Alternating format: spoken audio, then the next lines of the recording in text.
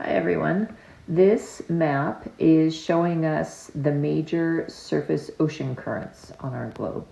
And I want to take a few minutes here to look at it based on what we know. So I'm going to start by labeling these important lines of latitude based on the pressures that we know exist. So starting at the equator where warm air rises, that creates low pressure.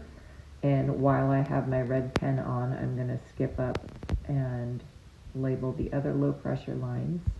And then we can come back in and do the alternating high pressure lines. So now that we have that done, it's going to be easier to sketch in what we know about the global winds. So I'm going to use green to draw in the major global winds. So let's start in the northern hemisphere, and remembering in the northern hemisphere winds curve to the right while they blow from high to low. So I can draw in the major wind directions. So high to low right, high to low right. And then in the southern hemisphere, high to low, but curving to the left. Let's do it over here. High to low, left.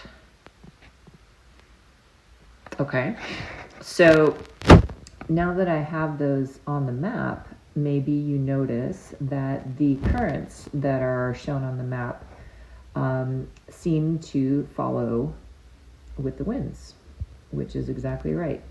So adding the current, just sort of going over the major currents here, you can see that their directions, I should add to my key. So surface current.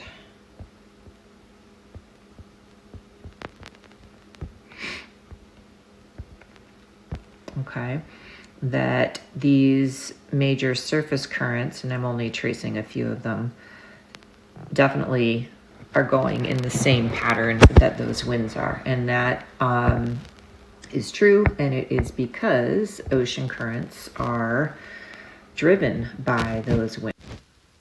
So looking at the shape that these currents are traveling in, you can see it's sort of circular. And those circles are called gyres. Oops.